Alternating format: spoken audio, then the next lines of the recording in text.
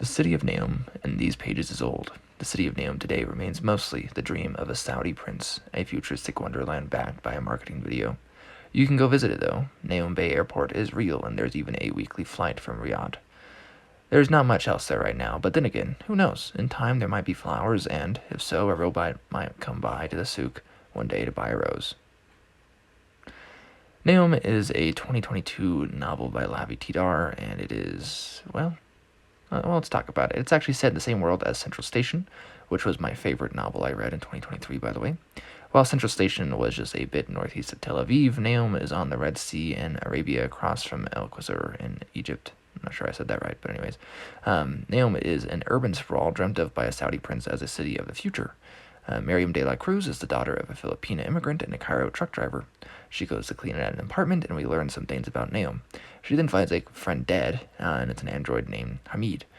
Too bad he's not considered a person. We also meet Nasir, the sergeant, Shorta, a cop. Also Saleh, I don't know. Anyways, a scavenger of the Abu Allah, last of his family after going in a time-dilated explosion and setting an old Israeli robot free from one of several robot wars, this bomb being called terror art, or terrorism and death as a form of art kind of mixed together. This is a novel that is beautiful as ever that you'd expect from Tidhar. One of the first musings being that no cars are named after poets, or why watches can be a symbol of status. There's a cool sci-fi stuff as well, like old-school utopian stations and cities, but they're far away from the decadence and decay of Earth and Neom specifically. Also, a historical comment on tomatoes I wasn't expecting. Anyways, we also have Ghost, Speaking Jackals, Lost Treasure from Legendary Wrecked Ships, Strigoi, Beings in the Orc Cloud, etc. The plot is told in several small chunks to get us to an Ericksonian convergence in Neom.